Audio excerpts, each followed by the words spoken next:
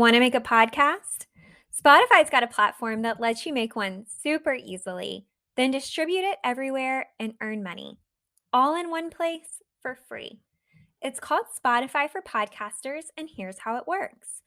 Spotify for Podcasters lets you record and edit podcasts right from your phone or computer, so no matter what your setup is like, you can start creating today. Then you can distribute your podcast to Spotify and everywhere else podcasts are heard. Video podcasts are also available on Spotify. With Spotify for Podcasters, you can earn money in a variety of ways, including ads and podcast subscriptions. And best of all, it's totally free with no catch. Ever since we discovered Spotify for Podcasters, we have had so much fun trying out all of the features like Q&As and polls that let us be really creative and engage with our audience. I highly recommend you give it a try. Download the Spotify for Podcasters app or go to www.spotify.com/podcasters to get started. Today, on episode 92 of Podcasts Royal, we finally got the Sussex coronation decision, and more details about the coronation weekend are emerging, including who will be headlining the coronation concert and what to make for the coronation big lunch. Plus, Prince Louis makes his Easter debut and the family wore blue again. We've also got a new royal read and a new royal documentary to introduce you to, all in this episode.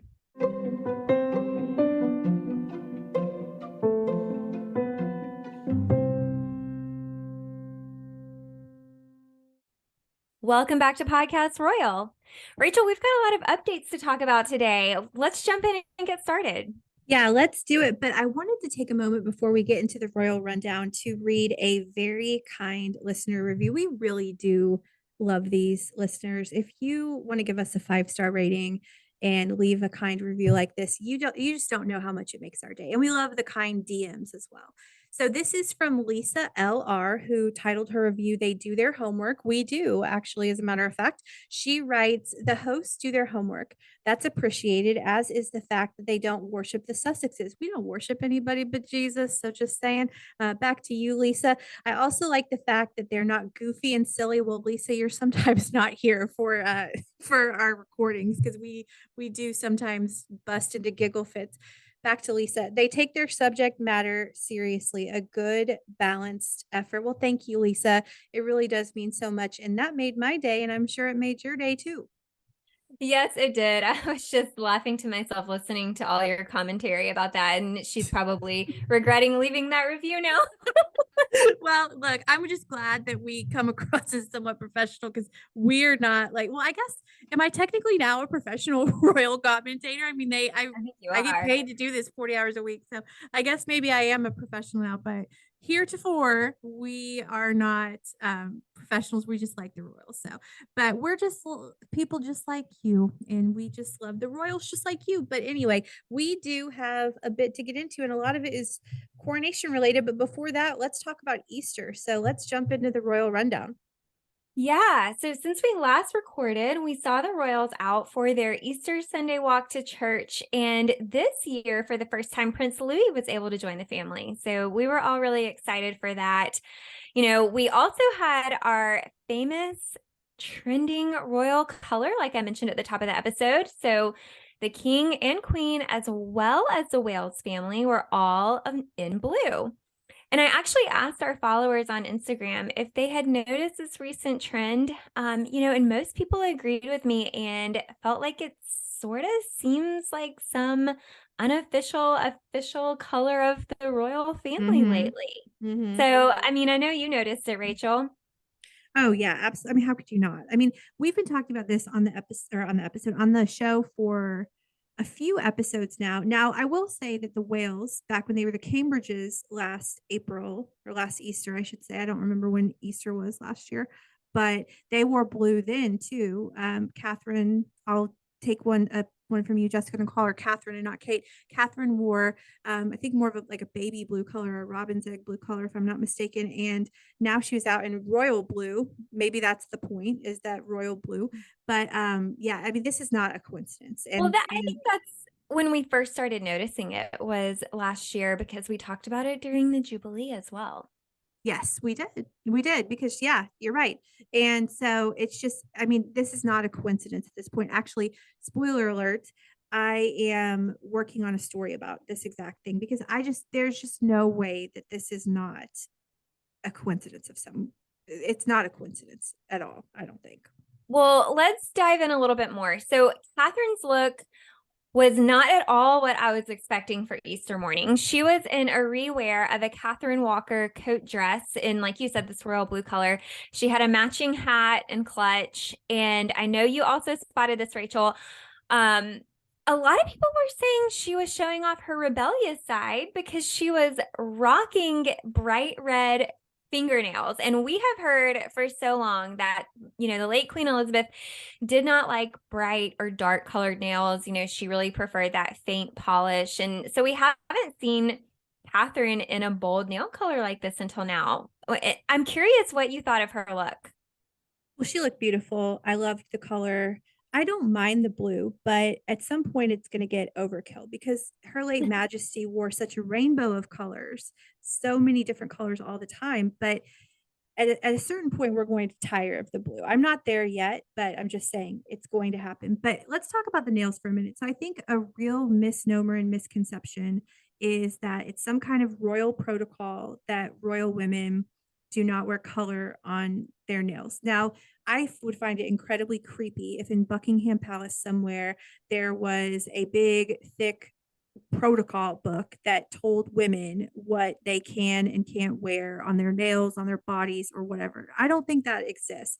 But when Her Late Majesty was alive, her personal preference, what everybody knows this, it was even a question on Who Wants to Be a Millionaire. What is Her Late Majesty's favorite nail color? And all of, not all, probably, but a lot of our listeners are out there screaming Essie ballet slippers, which is the pale pink. Her personal preference was pale pinks and nudes. But and so because of that, the women in the royal family kind of followed that lead because she was the lead. She was the matriarch. She was the monarch. Well, she is no longer with us. And so that has now opened. I don't know what Charles's favorite nail color is. We haven't talked about that lately. So it's been a couple years since we had that conversation. But I mean, I'm obviously joking. But because there is no precedence anymore, I think women are able to be more bold. And this is not the first time. Kate has worn a red pedicure before, I know. Meghan wore, she got a lot of flack for this, wore oh gosh, how do you even describe that? Like a purpley, like a dark nail color once. But so I don't call this rebellious. I just call it, there's the precedent is new again, I guess, if you want to say that. There is no precedent like this anymore now that Her Late Majesty is gone and she has more freedom. I do think it's Mhm. interesting though that we've seen Kate maybe go a little bolder in engagements that were not big official royal family events like the Easter service. So I do think that this is notable that she did this at this service because normally we don't see her go so bold at an official royal event like this. And I loved it. I mean, I thought she looked great. Well, I think to your point about there not being a rule book lying around somewhere, I think it's one of those things that just kind of morphs over time. You Mhm. think about ladies should cross their legs when they sit, or, we typically wear a dress to Or a baby pantyhose. shower or a wedding, yeah. And they're, just things that sort of evolve over time because that was a preference of someone at some point. And I think that's kind of, sort of what we've seen here. But I will say I am a pastel girly when it comes to Easter attire. I Mhm. love the pinks, the lavenders, the baby blues, the light yellows. Like those are just Easter morning colors for me. So I did not love the dark blue and the red nails for this event. Mm. In another event, I think it would have been totally fine. But I always look forward to like she wore was it like a creamy color a few years back and then yeah like Mhm. the lighter kind of baby blue or robin's egg blue last year and Even last year was more pastel than this year. yeah and I love the lighter colors so she looked great but like I said it wasn't my favorite for Easter morning. Yeah, I mean, So I would agree. I thought she looked great. Was it my favorite? No, but it worked. And I do kind of like the color coordination amongst the whales in particular, For like the five of sure. them. Like they were, I mean, they were dressed like if you put like matching family in the dictionary, it would be them. So Well, and let's talk about some of the other outfits. So Prince William and Prince George were in navy suits. Princess Charlotte had this blue floral dress and a navy coat and these really cute light blue tights. And then Prince Louis also had on a navy coat and tie, and he had light blue shorts that really matched Charlotte's tights, and he had his navy knee socks. So they looked great. And, blue, while we're on colors, was not the only trending color, in my opinion, on Easter morning. I saw some pops of pink with other members of the royal family. So Zara Tyndall was in a hot pink dress. Sophie, the Duchess of Edinburgh, was in this bright pink coat and she had this tan hat and boots matched with it. And then Princess Beatrice was in a pink dress. So I'll ask you, Rachel, while we're on the color conversation, did you prefer the pinks or the blues? And do you think the color coordination between the two tones was planned? Ooh, that's a good question because I'm thinking back to the Christmas Carol concert when they all wore that like burgundy, I guess. And Yeah. I don't think that any of these things are coincidence. I mean, nobody, when have you ever been to a family gathering where everybody showed up in blue or half of people showed up in blue and then everybody else showed up in pink? I mean, like that's just would be a remarkable coincidence if that happened. By the way, I love hearing you call her Sophie, Duchess of Edinburgh. I'm still not over that. I'm really excited about that. And I have something I want to say about Louis, but I mean, I think pink personally is a more traditional, like that shade, like those shades of pink are more traditional Easter colors. Like I tend to agree with you about the pastel looks for Easter, because that really it's just the season for it, right? But and blue hasn't tired on me yet, but I'm getting a little close to the line. But so I don't know if I had a preference on either. I mean, I thought everybody looked great, but I do not. I can't believe that. I think that there's got to be like a royal group text or something happening, and Mhm. they're like, "What color do we want to go with?" And but what do I know? But Louis, okay, so after the Platinum Jubilee and his antics there, I think that Easter, this is just me talking. I don't know this, obviously, but I think Easter was the trial run for the coronation. And they were like, okay, because this is Louis's first, he's about to be 5 on April 23rd. Happy early birthday, Louis. And so I think Easter was the test drive for the coronation. And could Louis keep it together? And there's some pictures of Louis looking up at Kate or Catherine, whatever, and he's got this look on his face that basically is like, okay, mom. Like it's like the like classic okay, mom face. And I think that Easter was the test run for the coronation. I thought he did really well. I mean, he wasn't out. I don't know how he did inside the church, but he looked pretty well behaved on the outside of the church. And so Louis will, we've talked about this, Louis will be at the coronation on May 6th. So I think he passed the test. Yay, go Louis. Yeah, yeah, I agree. I think he did really well. Good So job, Louis. also saw Prince Andrew walking with the royals on Easter morning, and this had some eyebrows raising, mostly because he was close to the front near the king and queen. And there were some people who kind of felt like, from what I saw online, some chatter that, maybe he shouldn't have been walking with the family at all. Some people felt like, he shouldn't have really been so close to Charles and Camilla. And maybe he should have blended in a little bit more. So I don't know what your thoughts are on this, Rachel. I thought about this a little bit, and I feel like while this is a public outing, I don't really consider Easter service with the family an official working engagement. I know Right. that's maybe kind of a gray line, but to me, it feels more like a family gathering that happens to be publicized. We saw several non-working royals there, so I think for that reason, I don't feel like he should have been banned from attending this event or walking with the family. But I Yeah. do think it was interesting that he was walking really close with Princess Anne, and her husband was really kind of back near Edward and Sophie in the photo that I saw. So I'm not really sure why they were in that order. And, you know, I don't know if that was planned at all. But I thought that was kind of interesting. Well, I am completely in agreement with you. Now, nobody will ever call me a Prince Andrew fan. Okay. I'm not. But this is a family event. It's a family church service. And so, do I think he should have his patronages back, his honorary military appointments? I do not. But do I think he should be allowed to attend church with his family? I do. You know, everybody needs church, and maybe Prince Andrew more than anybody else. I don't know. But yeah, I mean, I'm not offended by this. It's a family event. He's there with his siblings. Let him go to church. It's all Mhm. good. Yeah, that's where I fell on this as well. So I hope everybody enjoyed our Easter recap. You know, those types of events are always fun to talk about, and we had a lot of All opinions. over the place with me. Well, let's go ahead and jump into the next item. So, for listeners who are eager for all the coronation updates, and I know some of you are out there because I see your messages on Instagram, you have come to the right place this week. We've got some updates to share since we last recorded. So, let's jump right in. The first and most obvious detail is that Prince Harry will attend the coronation, but Meghan and their children will stay behind in Montecito. So we'll circle back to this update shortly, but I do want to go ahead and run through some of the other updates that we've had this last week. Let's chat about the crown jewels that we'll see at the coronation. This is, a fun update that I feel like it's just really interesting to learn about the crown jewels Mhm. and their symbolism and how they're used. So, in case listeners are not familiar, the crown jewels belong to the Royal Collection Trust, and they are kept safely in the Tower of London. Part of the crown jewels include some of the pieces that are going to be used during the king's coronation, specifically the orb and scepter and the crown. So these jewels have been used in coronations for hundreds of years. So there's lots of history here.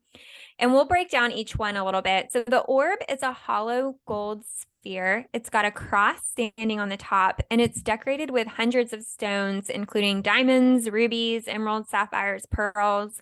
You know, in the ceremony, the orb is placed in the king's right hand by the Archbishop of Canterbury, and then it's set on the altar. So the other piece we mentioned was the scepter. This is a gold staff, and it also has diamonds and emeralds and rubies and sapphires on it. And at the top of the scepter is a diamond known as either the Star of Africa or the Cullinan 1 diamond. Rachel, this diamond, let me tell you, it is 530.2 carats. I Wow. mean, can you even fathom that? No, and I kind of love, I gotta tell you, I love the pomp and circumstance and ceremony of all of this. Like, I can't Me wait to see too. all of this. Me too. It's just incredible. So, the scepter was actually a gift from South Africa back in the early 1900s, and it is a symbol of power and duty. And then, of course, we've got the crown. So, King Charles will be crowned with the St. Edward's crown during the ceremony, which this crown was created in the 1600s. It's made of solid gold. It's got more beautiful stones on it, including diamonds, garnets, tourmalines, and it weighs in at 5 pounds. That's So, heavy. That's heavy. yeah, I Heavy was is the trying. head that wears the crown. Right, right. I was trying to imagine what 5 pounds would feel like. I feel like I would have to actually get something that was 5 pounds and try it on. But I was thinking, man, I hope he's been doing like his neck muscle workouts and You his. know that he's sitting there with that crown on his head practicing, like, and has been doing so since September, probably. Like, he's He's like been doing reading the paper in bed every morning with the crown. right, right. He's been doing his workouts. I know Charles well enough to know that he's been practicing.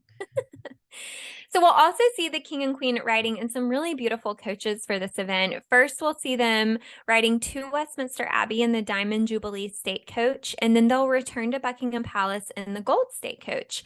The trip from Buckingham Palace to Westminster Abbey is known as the King's Procession, and the trip back from Westminster Abbey to Buckingham Palace is called the Coronation Procession. That's interesting.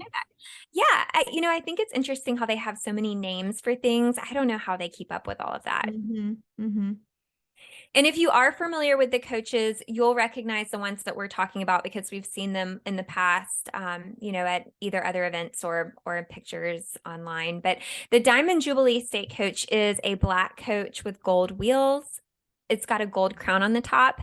Apparently, this coach is much more comfortable inside of it to ride in than the other one. So I was trying to remember back when I took a ride in this coach if I thought it was more comfortable. We've got And jokes tonight. totally kidding. Totally kidding.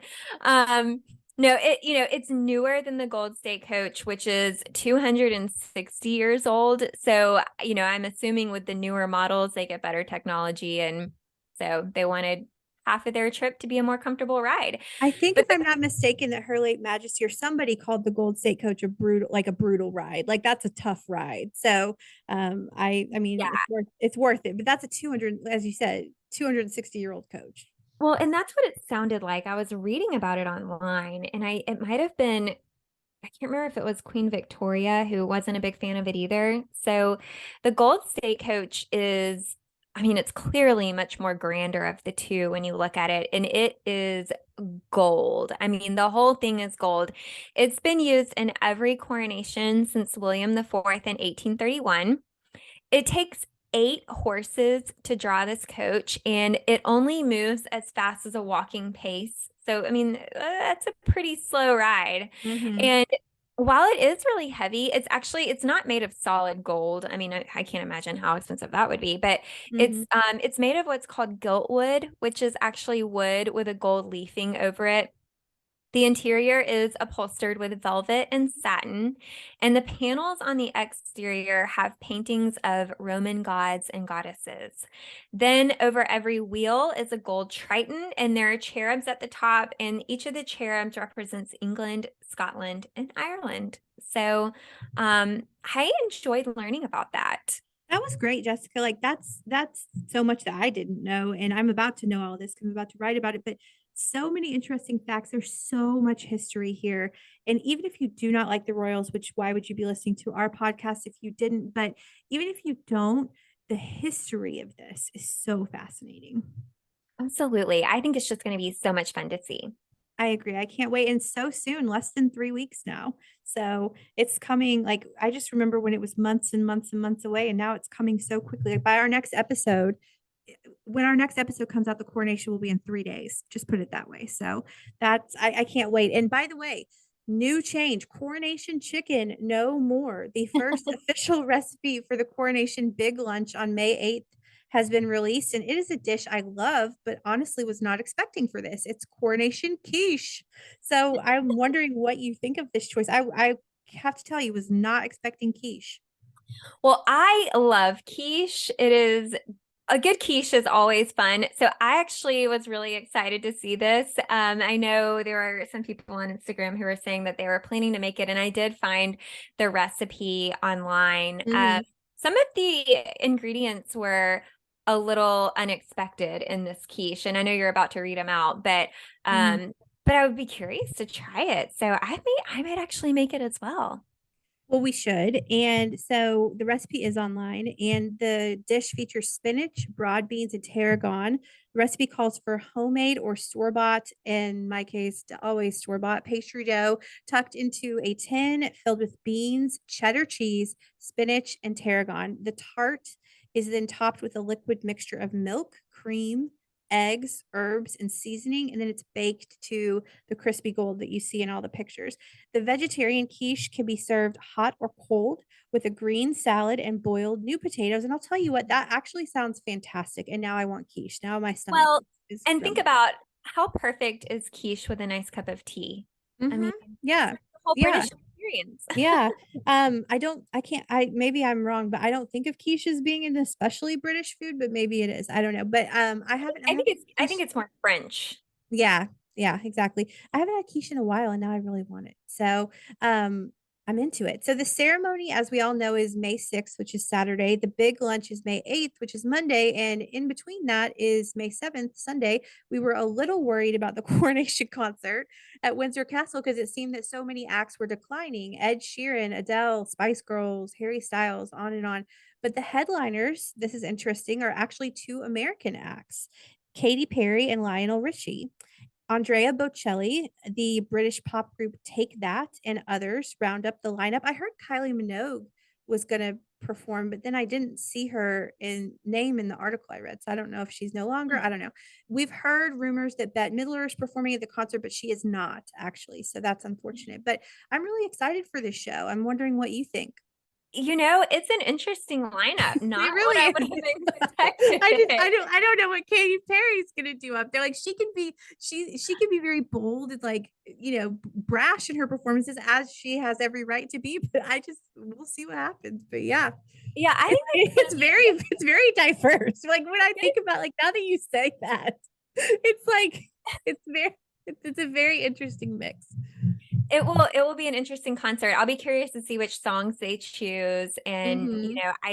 I didn't know that King Charles was a Katy Perry and Lionel Richie Well, fan. I read this and he's worked with both of them in different patronages of his. So that's so they know each other. Like Yes, I they did have hear that. history together. So that's awesome. I just think it's interesting that it's two American acts that are headlining it. So what does that mean? Or doesn't mean anything. But by the way, the coronation program went out yesterday in the UK, and one of the photos in it, which is the 2018 photo that was taken for Charles's 70th birthday by Chris Jackson, which we literally just spoke about that photo on our last episode. So go listen to episode 91 if you haven't already. That's a great chat with Chris. But that photo in particular is generating a lot of headlines right now because Harry and Meghan are in it, of course. And that seems like a big olive branch that Harry and Meghan did Hmm. make it into the coronation program. And speaking of olive branch, let's circle back to the Sussex coronation decision. So I was wrong. This is not the first time that has happened, and it will certainly not be the last. I'll admit it. I said that whatever Harry and Meghan did, they would do as a united front. So if they were going to stay in California, they'd do it together. If they were going to go, they'd go together. That is just, in my opinion, so them. But of course, we've all heard, and Jessica already said it, that Harry is attending and Meghan is staying behind with the kids in California. So Harry apparently had a heart to heart with Charles at some point, and that pushed his decision to be a yes. And honestly, I mean, I'd love to see Meghan there, of course, but she's probably doing the right thing by not going. And let me tell you why I think that. Because that way, hopefully, the focus can stay on the king and not on the Sussex/ royal family drama.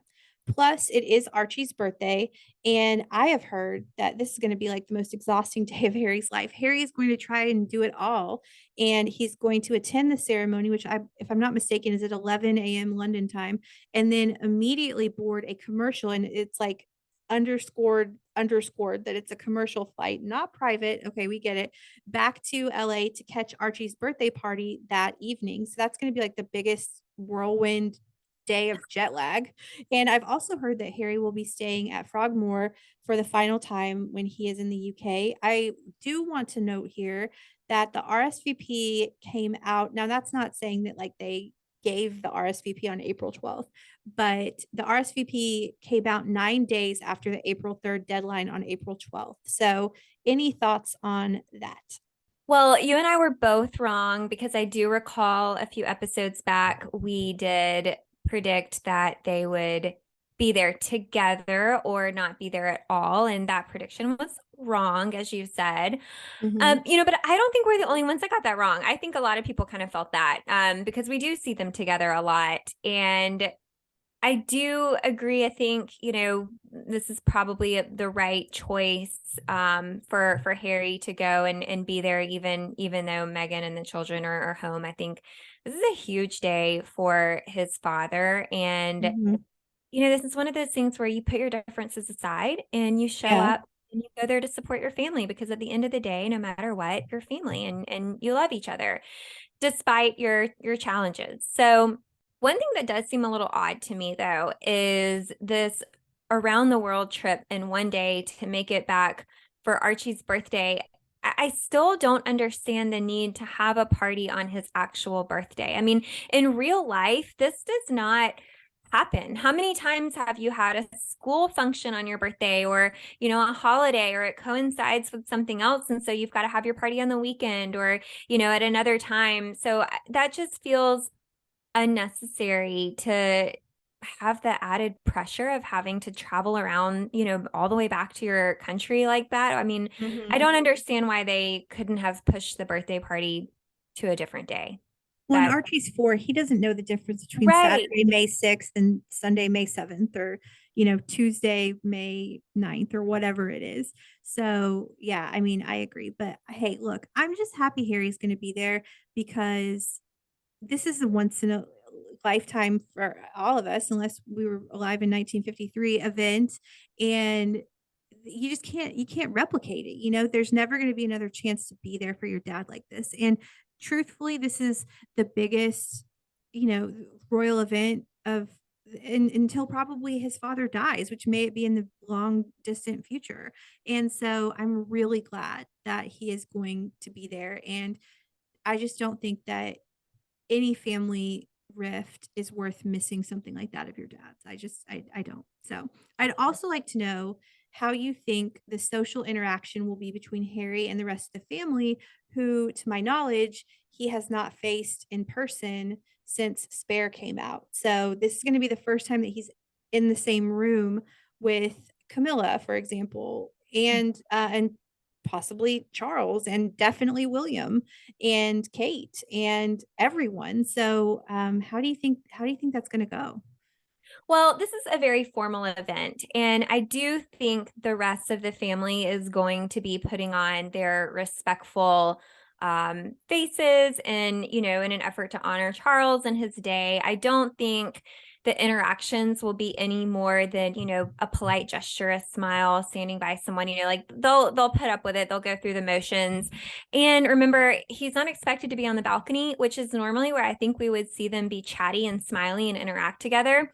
Mhm. And that opportunity is not going to be there. So I think it would be sort of like if you attended a wedding ceremony with someone in the chapel, like you really don't have a lot of opportunities to interact and talk during the ceremony, right? So Mhm. that's kind of what I'm thinking. I think we'll see them kind of, you know, be in the same vicinity, but there won't really be a lot of opportunity for chatter aside from like a polite smile or maybe a wave or, whatever. I don't know. What do you think? I agree. I mean, I've read that the seating plan is such that William and Harry aren't even going to be, you know, able, like, I mean, if they wanted to, they could interact, but I don't think that that's going to happen. And so, like, that every single camera is going to be fixated on William and on Harry, just looking for like that one glance at each other. But Right. um yeah, I agree. I mean, it's like a wedding. You go in, you sit down, you maybe have small talk with the people that are sitting around you, and then you process out, and that's it. And it doesn't sound like Harry's going to I'll be interested to see the seating plan, who is seated by Harry, like who he is around. But I mean, it doesn't sound like Harry is going to stick around long enough to go to even the lunch, or he won't be on the balcony, as you said. So it just sounds like he'll be there, he'll see it, and then he's out. And so but you know what? Look, he's going, and that's what should be the main topic of conversation, is that he will be there. I also wanted to say one more note about the coronation. It is not lost on me that Harry, and of course William too, will watch their stepmother Camilla, which, look, I'm gonna get over this at some point, but let's just be honest. There's a lot of baggage there. Be crowned side by side alongside their father in the same location, Westminster Abbey, where their mother, Princess Diana's funeral was. That has not escaped me, and I just think that's like really got to be a little hard. I mean, and maybe they're more mature than me, but I don't know. Well, I'm glad that you called that out and made that point because I think I do think with everything going on that has probably been lost on a lot of people. And that's an emotional thing to think about, It's Yeah, that's tough. yeah, yeah. I mean, sometimes they'll have events like the Carol concert at Westminster Abbey, which William, of course, was at, but Harry wasn't. But I mean, like, I don't know how many times they really go to the Abbey. I mean, it's not every week. I mean, it's a place that's sacred, and the big stuff happens there, and it won't be lost on me. So I can't imagine that it will be lost on them. So I just wanted to call that out. But Robert Jobson, we have had him on the show before. He's a delight. I've actually met him. I'm gonna total name drop and sound like a total try hard here, but I've actually met Robert Jobson in person when I was in Boston, and I was actually with one of my friends who had driven down. Shout out to Mary. I don't know if she listens to the show, but she had driven down to hang out with me in Boston. And I mean, in the royal world, Robert Jobson is a legend, but outside of the royal world that we live in, I don't think that many people know who he is. No disrespect to Mr. Jobson, but I absolutely fangirled out. Like in Robert Jobson is just a man, right? Like he's not like, like Denzel Washington or Harrison Ford, like when you run into them in the hotel. But when I ran into Robert Jobson in the hotel, I absolutely had a fangirl moment. Like I couldn't even get my words, and that's weird. And I'm sorry for that, Mr. Jobson, if you're listening. I really, he's a legend. Anyway, he has a new book out that I feel I have written like seriously 500 stories for Marie Claire on. The book is called Our King, which came out last Thursday, April 13th. By the way, we're obviously not getting paid to promote this, and we haven't even booked Mr. Jobson on the show yet, but I'm just bringing this up because it's so doggone juicy. So, among some of the bombshell revelations I've written about, Kate allegedly said that the walkabout with Harry and Meghan 2 days after the Queen's death on Saturday, September 10th, that famous joint walkabout at Windsor was the hardest thing she's ever had to do, according to the book. Also, that the Duchess of Edinburgh title will eventually be Charlotte's after Edward dies. May it be in the far distant future. We've talked about this a million times. It will revert back to the crown. And so, Charlotte's only 7. She's about to be 8. And so, by her adult life, she will be Duchess of Edinburgh, according to the book. And, kind of common, like, it's kind of a little bit known at this point. Also from the book, Meghan will, according to Mr. Jobson, will likely never attend a royal event again since she is skipping the coronation. I actually don't know if this is in the book. I think was him commenting in like all the press tours that he's doing after the book, because the book came out April 13th, and like how would like the decision came out April 12th. So how would that have made it to the book? But this is still all Robert Jobson. But as I was saying, Mr. Jobson says Meghan will likely never attend a royal event again since she is skipping the coronation, with the possible exception being Charles's funeral and hopefully the far distant future. This is from the book, that Harry cursed out Charles over money, and afterwards the Queen and Charles stopped taking his calls. That the late Queen called Harry and Meghan's behavior, quote unquote, quite mad. This is all from this book. I need to get my hands on this book. After the Oprah interview, Charles and William agreed to never speak to Harry alone again. They would have to have someone else in the room with them. On and on and on. So many juicy bombshells. So I have not yet read this book. It just came out last Thursday. And normally I try to get the jump on these books and read them in advance. And we usually have them on the show, but I haven't with this one, but I cannot wait to read it. And maybe I'll just read this as like a normal person, not someone like preparing for an interview, because it's going to be juicy. So check that out. And I see, I call Robert Jobson Mr. Jobson, but I call King Charles Charles. So what I is know, me funny? too. Anyway, Robert, Mr. Jobson, also said in a subsequent interview that I find this juicy as well, that Kate harbors resentment towards Meghan because Charles did not want Meghan at Balmoral when the Queen was dying or passing away the day she died. So he asked Kate to stay behind in Windsor on September 8th so that it would be easier to tell Harry that he couldn't bring Meghan, thereby robbing Kate of the opportunity to say goodbye to her late majesty, although she had already passed. We know that by the time that plane of royals, William, Edward, Sophie, so on, and then Harry's subsequent plane, they were not on the same plane. By the time that they all arrived in Scotland, she had already died. So she wouldn't have gotten the chance to say goodbye, but she would have had the opportunity to pay her respects and to be there for her husband. So that's juicy too. So yeah, check out Our King if you're interested. I mean, it looks like it'll be a great read. Also, A lot of the things that you mentioned in there, I feel like were sort of speculated about at the mhm, time, but we just didn't have any sort of book confirming these things, or, any right. other anybody voicing it, as if they knew more confidently. So really I had interesting. never heard the bit about Kate saying that the walkabout was the hardest thing she'd ever had to do, though. And she, Well, go ahead.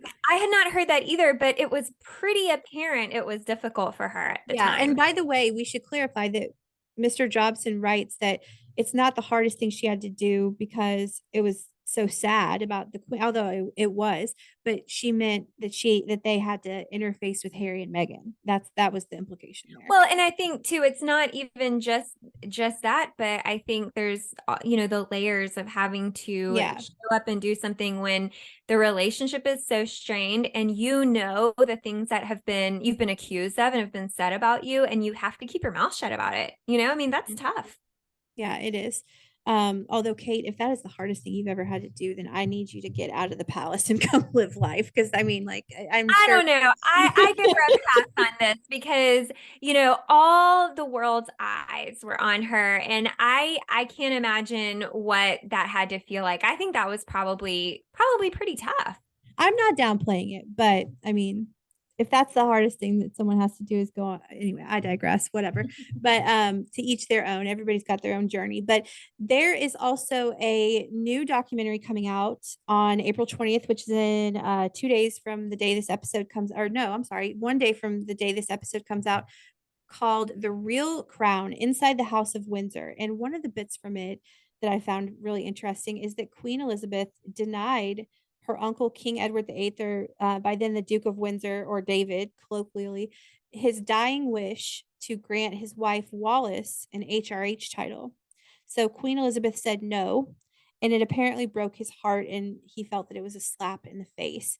So even though Wallis by marriage was the Duchess of Windsor, she never had an HRH status. She was never HRH. And I found that interesting. The documentary premieres on ITVX on Thursday, April 20th. It also talks about how the Queen wanted both William and Harry to serve their country, but saw going to war as a risk too great for William, but was deemed okay for Harry, who did 2 tours of duty in Afghanistan. And here we go again with the heir and the spare dynamic conversation. So that is definitely a documentary worth checking out as well. So now, listeners, you have a book to read and a documentary to watch. So we've totally taken up your weekend this weekend if you don't have plans. So as we wrap up the royal rundown, we got a listener question. I think it was a DM about royal books and which Yeah. are our favorites. And I hate to do, God, I really hate to send anybody back to episode 1 of this podcast because we were such young and naive podcasters. Like, I really hate to do this to you. But I do, and to answer your question, what are our favorite royal books? I encourage you to go back to episode 1. I think it's episode 1 for our royal entertainment guide, and all the books that I said there in that episode in November of 2020, I still stand by. And then from November 2020 to present day, if you want to know our favorite royal books, we've had them all on the show. So, if you see a author chat about a royal book, consider that one of our favorite royal books. Then, read all of the books we featured on the authors of the show. So, for example, we've had so many royal authors on here: We Andrew have. Morton, Robert Jobson, Robert Lacey, et cetera, et cetera, et cetera. So that will keep you busy for a long time. That's definitely, I think she asked for my top 3, and that's 30 books right there easily. So personally, I love Tina Brown, Penny Jr., Andrew Morton, basically all of the books by every author we've had on this show. And I haven't read it yet, but I just plugged Our King, and that certainly sounds juicy. Yeah, So that's on my list. That's what I'll yeah, be doing next, is reading yeah. that. So happy reading. I'm a huge book lover and am a big fan of everybody reading. So check out those books, and thank you for the question. All right, Rachel. Well, we had a really full episode today. Lots of fun updates, lots of juicy information, as you said. Do you have anything else before we close it out? I don't think so. I just can't believe that, in 2 weeks' time, we'll be days away from the coronation. Also, happy early birthday to Prince Louis on April 23rd, Princess Charlotte on May 2nd, and there might be, of course, Archie on May 6th, but we'll have an episode by then. So springtime is the time for royal babies' birthdays. So happy birthday to everybody that has a birthday between now and then, including you listeners, if you have a birthday.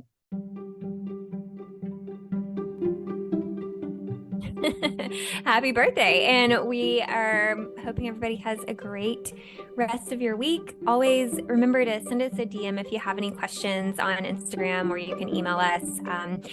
And while we're on it, I'll close us out. So don't forget to follow us on Instagram at Podcast Royal. And as I said, you can email us. Our email address is hellopodcastroyal@gmail.com. And like we said at the top of the episode, the kind reviews and the ratings really, really mean a lot to us. They help us out a lot. So if you have a few minutes, please take some time to leave a rating and review the podcast. Thank you so much for being here with us every episode we get together. And thanks for tuning into episode 92 of Podcast Royal. Bye. Bye.